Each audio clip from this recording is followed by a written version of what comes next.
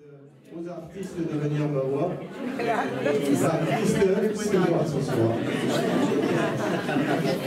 Un petit mot, André, il est là, Valérie, elle est là.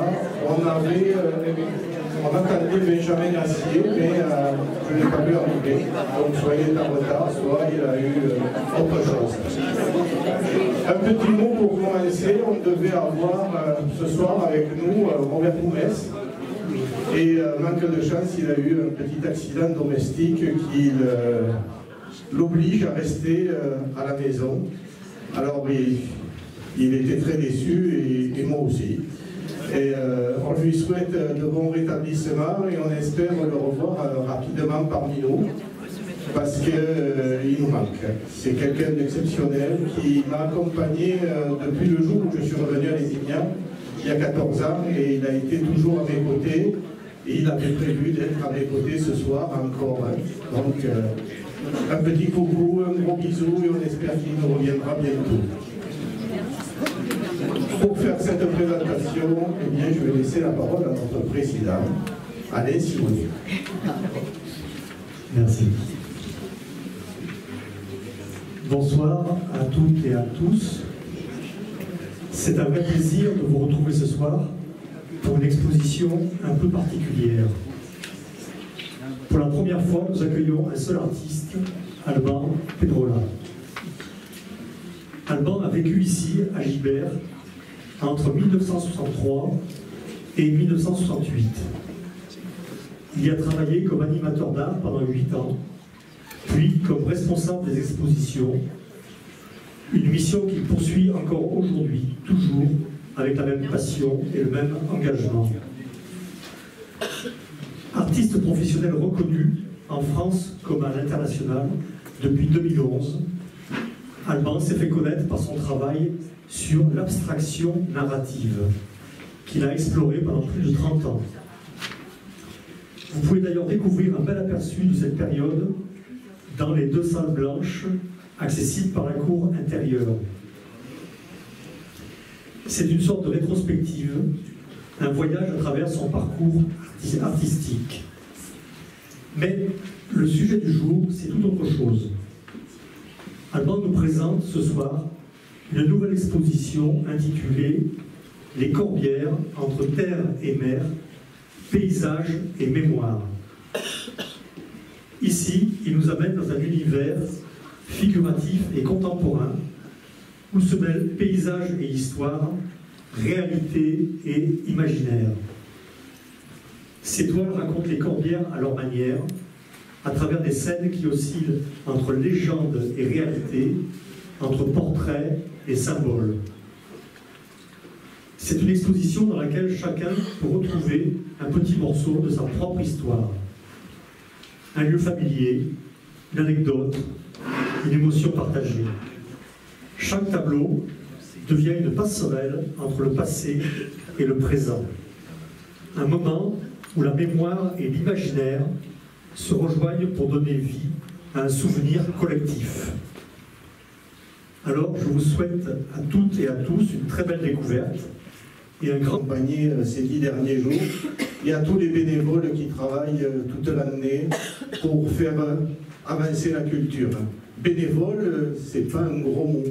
C'est des gens qui donnent leur temps, leur vie, et qui le font gratuitement. C'est un mot qu'on n'a plus l'habitude d'entendre, gratuitement.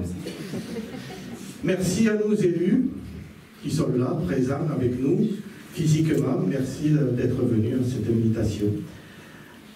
On en a besoin, parce que la vie de l'association Espace Gibert tient au fait que nous ayons l'argent des contribuables qui nous sont reversés au travers de subventions, et sans les subventions, eh bien ce soir nous ne serions pas là. Donc merci à eux de nous soutenir. Merci aux 2, je ne sais pas où elles sont, merci à nos 2 vigneronnes qui ont accepté notre invitation et qui sont là avec plaisir, vigneronnes et amis. J'ai choisi de faire venir des femmes parce que le monde de la viticulture a beaucoup bougé et c'est très bien de montrer le visage actuel de notre territoire. Merci à mes enfants pour la musique, le son. Merci aux artistes, à ma famille, merci à vous tous d'être là. Je suis ému de voir que vous êtes aussi nombreux à avoir répondu à cette invitation. J'ai fait le tour. Est-ce que j'ai oublié quelqu'un? Non, bon, alors ça va. Levez le doigt à celui que j'ai oublié. À travers cette exposition, j'ai eu envie de raconter une histoire, la nôtre, vous et moi, celle d'un territoire façonné par l'homme et par la nature, une terre des Corbières qui porte en elle une mémoire immense.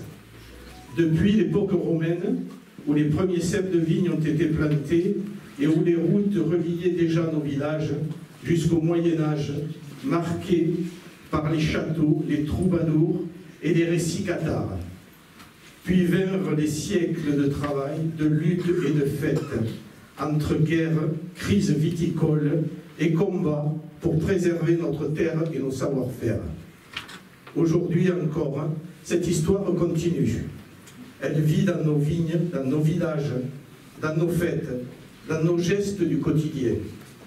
Elle se transmet à travers la musique, les récits, les légendes et les rêves qui nous transportent. Mais elle connaît aussi des épreuves, celle de cet été, un incendie dramatique a ravagé une partie de nos Corbières. Beaucoup d'entre nous en portent encore la douleur et les images. Pourtant, au cœur de cette épreuve, nous avons vu surgir le courage, la solidarité et la générosité comme un rappel puissant de ce qui nous unit. J'ai voulu, à travers cette exposition, rendre hommage à ce long chemin, à la force du monde rural tourné vers l'agriculture et ici, plus particulièrement vers la vigne. Derrière chaque verre de vin se cache une mémoire de 2000 ans, faite de travail, de savoir-faire, d'obstination, mais aussi de convivialité et de partage. Tout cela, ce sont les Corbières, une terre façonnée par le temps, blessée parfois, mais toujours debout, un territoire de lutte et d'espérance, de solidarité et de bienveillance, un souffle toujours. Ce que je ne sais pas, c'est surtout combien de temps on va...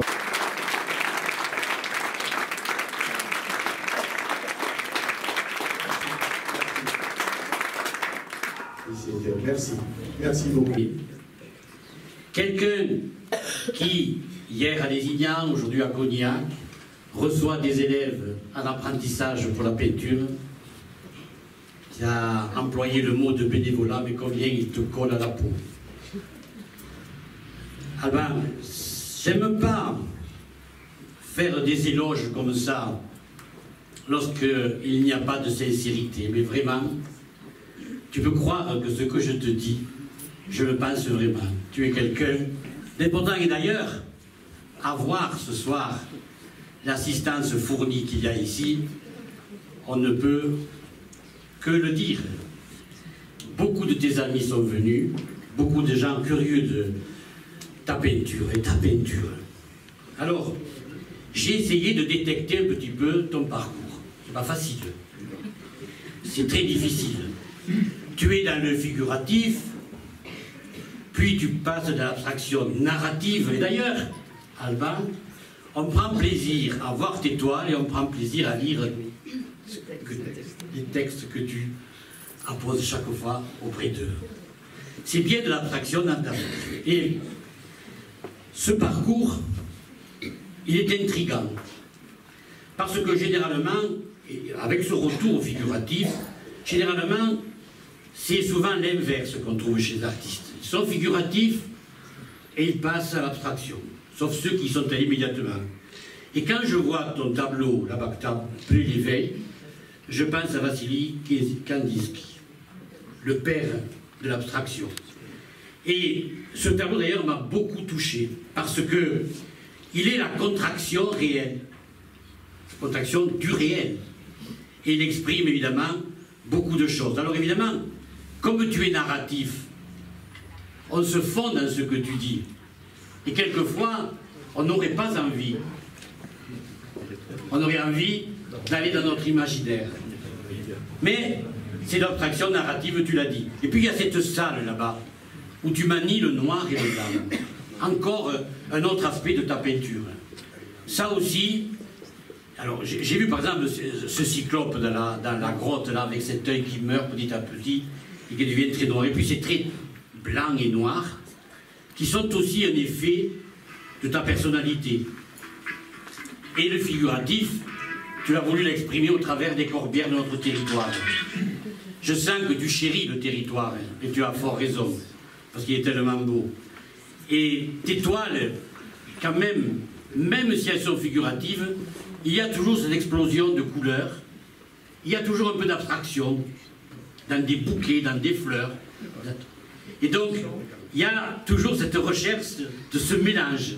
Mélange de paysages, mélange de couleurs, mélange de genres. En tout cas, c'est un parcours très original. Très, très original.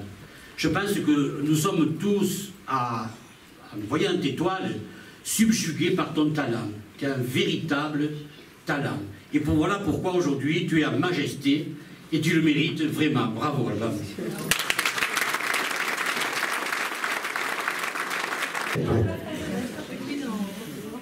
Envers avec Valérie, vice-présidente du département, et vers cette dernière à parler. Merci Alban. C'est pas facile de parler à la dernière, hein, parce que beaucoup de choses, presque toutes les choses ont été dites. Je vais aussi dire un peu en entame ce qu'ont dit le maire et le président de la communauté de communes, mais c'est une soirée particulière. Déjà, on se retrouve ici à la Maison Gibert, Monsieur le Président, toujours ce lieu qui mélange plein de choses, les histoires personnelles, les histoires collectives, les caractères, et ce soir il y a particulièrement du monde. Ce qui montre aussi que quand on parle de bénévoles, quand on parle d'investissement à la Maison Gibert, il y a aussi parmi les bénévoles et ceux qui s'occupent de la Maison Gibert des artistes. Et je trouve ça vraiment formidable de permettre à vous, les bénévoles, et à toi ce soir, Alban, de nous faire découvrir ta facette d'artiste. Et on est là chacun aussi, et particulièrement pour ce qui me concerne, parce qu'on a aussi des liens d'amitié. Mais ce soir, c'est la rencontre avec l'artiste. Et on voit à travers les œuvres, quand on voyage dans cet espace Gibert, on découvre l'artiste. Mais l'homme n'est jamais loin. Peut-on séparer l'homme de l'artiste? Non. On voit bien, je ne vais pas effectivement approfondir ce que tu as dit, André, sur l'écritage des différentes œuvres, mais on sent l'homme, ses valeurs qui ne sont jamais loin, ces petits messages que l'on reçoit quand on découvre certaines figures. C'est pas par hasard qu'il y a Anglade, qu'il y a Marcelin, qu'il y a Charles Cros, Frida Kahlo. C'est pas par hasard. Et donc c'est ce que tu peins nous parle. Et tu as raison, Président. C'est aussi une rencontre personnelle avec certaines œuvres. Et bien, moi, je vais vous livrer mon émotion à moi. C'est le tableau des coquelicots et des corbières. Tu le sais, je te l'ai dit. Les coquelicots, c'est une histoire intime et personnelle, qui vient de avant que je découvre ce paysage et des corbières. Et voir cette histoire intime et personnelle reliée aux corbières de ce tableau, terre d'adoption, dans ce Lézignanais qui m'a adopté, c'est très symbolique pour moi. Ces coquelicots qui, comme disait Proust, portent la flamboyance qui parcourt les champs comme un message. Ces coquelicots qui ont rencontré les corbières, moi ça m'a particulièrement bougé et ému. Voilà, c'était ce que je voulais te dire comme message. Et puis, au fur et à mesure de ma déambulation, je me suis dit, mais qu'est-ce que je pourrais dire un peu de différent ce soir à Alban, à l'artiste et à l'homme, à l'artiste, au bénévole et à l'ami. Alors j'ai pensé à ton nom, Alban, et aux lettres de ton prénom, A-L-B-A-N. Et pour conclure, je dirais finalement, Alban, artiste libre, battleur audacieux, non conformiste. Sécheresse d'aujourd'hui, et puis la rondeur du vin tel qu'il est, l'opulence du vin tel qu'il est, monté sur du chêne, c'est entièrement un chêne, le chêne qu'on fait les tonneaux. Et il est pour moi quelque chose d'intime et que j'avais envie de partager avec vous, et particulièrement avec vous deux. Et j'ai eu le plaisir de vous l'offrir à chacune.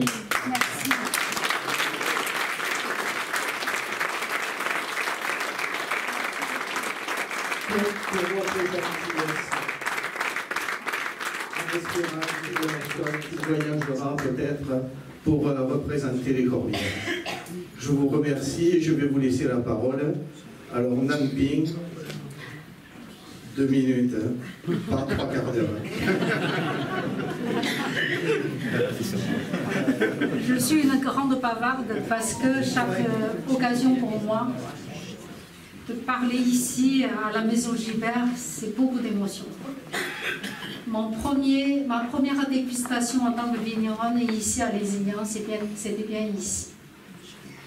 Un jour, il y avait un vigneron qui avait fait le faux pas.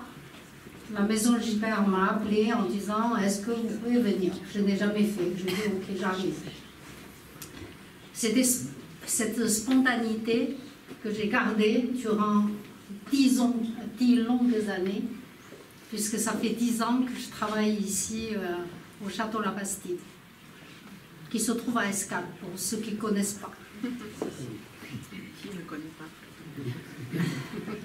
C'était un château inconnu du grand public.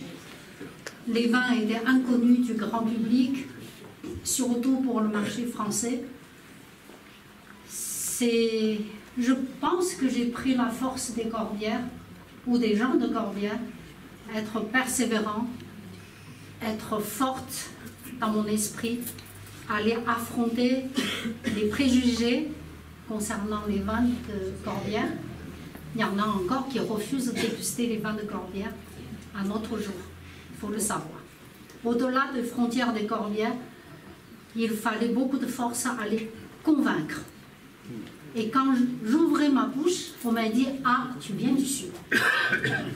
J'ai dit « Oui, ça fait 40 ans que je vis dans le Sud de la France et je pense que les 10 longues années dans les Corbières, j'ai appris les amitiés sincères. Et ici, dans l'Assemblée, j'ai beaucoup de visages bienveillants qui me suivent, qui me soutiennent, qui me supportent. Et parfois, on fait des confidences, un peu plus privées. Mais pour revenir aux œuvres de Alban, puisque je connais bien, et j'adore ses couleurs. Et j'en ai ras-le-bol, pardon pour ce mot un peu plus vulgaire, j'en ai ras-le-bol de cette ambiance morose de la France. J'accuse personne, mais j'ai envie de couleur. J'ai envie de couleur. La vie n'est pas que ça. La vie, c'est voir le soleil qui se lève, le silence, l'air pur des Corbières. Et j'ai envie de dire au monde entier que nos vins, c'est pas que une boisson. C'est beaucoup d'histoire derrière. Chaque bouteille, il y a l'histoire des hommes et des femmes qui se battent, y compris nos élus, puisque vous soutenez tous les vignerons, n'est-ce pas? Donc, je parle pour moi, je parle quelqu'un... Valérie est venue d'ailleurs, hein, je crois. Tu n'es pas née ici. Moi non plus. Voilà, ça se voit. Mais je suis dans le groupe Facebook, tu sais que tu viens de Lézignan. Il faut le savoir. Voilà. Parce que j'aime profondément ce territoire, j'aime profondément cette dureté du vent, du froid, de la sécheresse. C'est quelque chose de dur, mais je crois que ça nous prend force. Merci pour ces 1000 couleurs qui nous ravivent. Je pense que c'est... Après, on va goûter les vins. Désolée de ne pas être là personnellement ce soir pour participer à cette soirée de vernissage de M. Alban Pedrola, que j'apprécie beaucoup pour les œuvres magnifiques superbement de notre région. Domaine Lézignanais, propriété de la famille Riel depuis 1906. Au château du Rocomont, nous produisons des vins typiques de notre belle région des Cordillères et de son terroir. Des vins du sud fruités, ronds, souples et élégants. Des vins plaisir que nous serons très heureuses, Catherine et moi, qu'on l'appelle, de vous faire découvrir ou redécouvrir ce soir. Merci. J'ai couvert, vous avez des tableaux à découvrir, une dégustation dans la cour, avec un verre à la main, les tableaux sont plus beaux. Bonne soirée.